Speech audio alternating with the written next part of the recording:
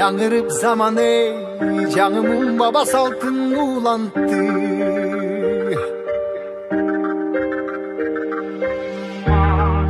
Мекенди коргогон оор жүктүү Жаркын Раманкулова да артынган. Мырзалар менен тең тайлашып, аялдык назиктик менен айкалыштырган оор жумушун мекендин тынчтыгына арнаган. Дегенибиз өзгөчө жоопкерчиликти талап кылган чек ара кызматын тандаган. Учурда Кыргызстан менен Өзбекстандын чек ара бөлүктөрүндө коопсуздукту көзөмөлдөп турат.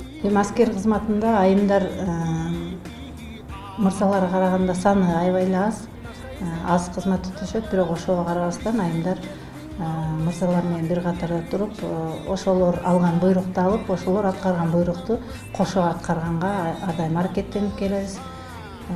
Ары сыймыктанабыз, аскер кызматында кызмат өтөп, мамлекеттик чек араны коргоого аз да болсо салым кошконубузга сыймыктанабыз. Чек ара кызматкери болуу үчүн тактык талап кылынат деген каарманыбыздын жумушу таң зардан башталып, 1 сутка кезметте турат. Анда чек арадан өткөн ар бир жарандын өздүк документин аныктап, дыкат текшерүүгө алуу милдети жүктөлгөн. Жооптуу ишти аркалап келе жатканына 11 жыл болгон. Бизде ушундай кээде жагдайлар жаралат.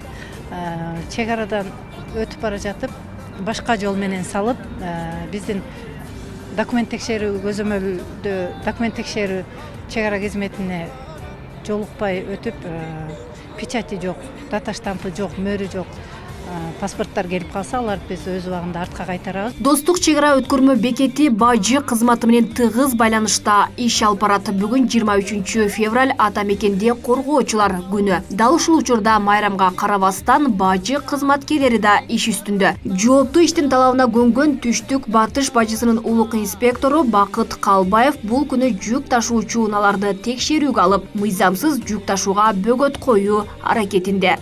Бул жерде 5 служба бар. Ошолордун башынан баштап өтүп келип, кийин документти алып, ошол жүктүн ээси, представитель деп коебуз, өкүлү. Пи подача деп коебуз, пи киргизип беришет. Андан соң бул жерге келип, жүктү тариздеп, калган МТО бажыларга алып чыгып кетет да.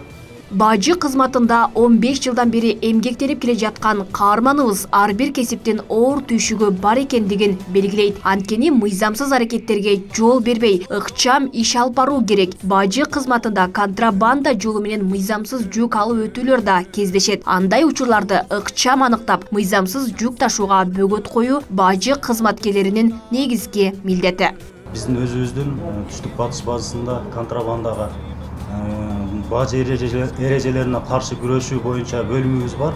Ошол кызматкерлерди чакырып, рапорттун негизинде ошол кармалган мыйзамсыз жүктөрдү өткөрүп беребиз.